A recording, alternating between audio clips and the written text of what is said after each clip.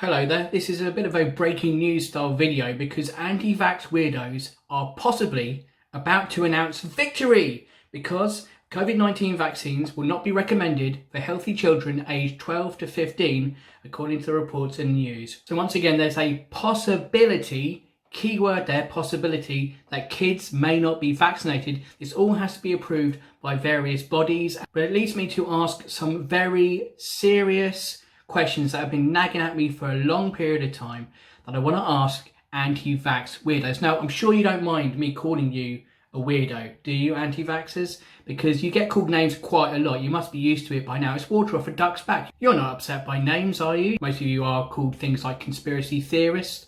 Most of you seem to be in the camp of right-wingers. A lot of people that you follow online do have quite extreme right-wing views. Doesn't make all of you right-wingers, but I doubt a single one of you is a socialist, are you? And mostly you probably get called things like gammon, don't you? So I'm sure words like weirdos are not going to affect you in any way whatsoever. So, lunatics, let me ask you the following questions, right?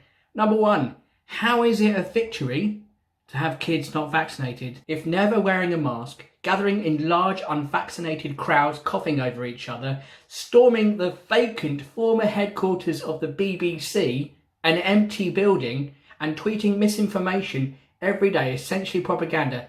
How does that equate as a victory for you guys? Second question, you remember last summer, when COVID was everywhere, the thing that you don't believe in, yeah? Why were the BLM, Black Lives Matter, and Antifa and anti-racism marches, mostly across America, but also in other countries, why were they considered to be criminal or maybe even terrorist acts by the same people who do this? 4 police officers injured in clashes after anti-vax protesters tried to storm UK medicines regulator HQ. Or closer to home, why are Extinction Rebellion protests bad? Those peaceful protests, whereas shouting and screaming and injuring police officers is okay because it's anti-vax related.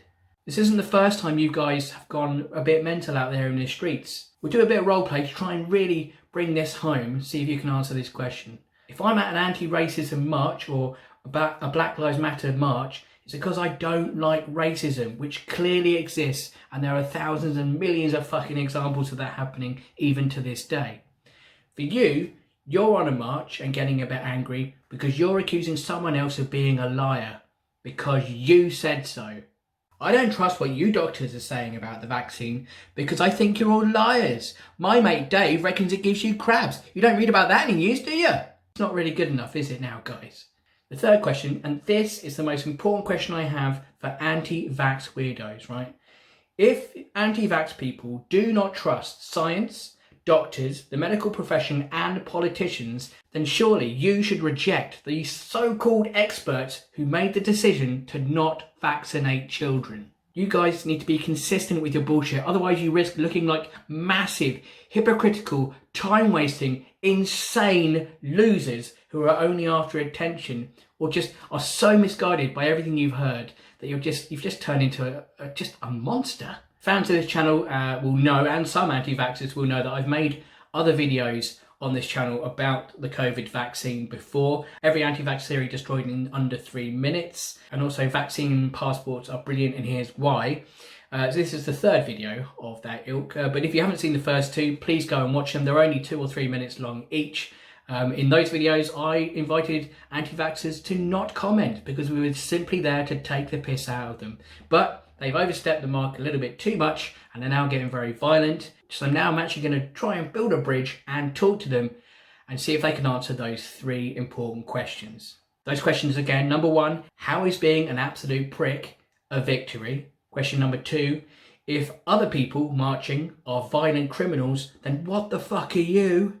And most importantly, number 3, if you have rejected everything science and doctors and the government have said so far about COVID rules and the vaccine and so forth, why are you so eager to accept this one decision about kids and vaccinations? Surely you should be skeptical of these so-called experts. Leave a comment below, a like and subscribe, and thank you very much for watching the Anti-Social Media channel, and do check out my playlist Gammon Box for all your angry, pink-faced white man needs.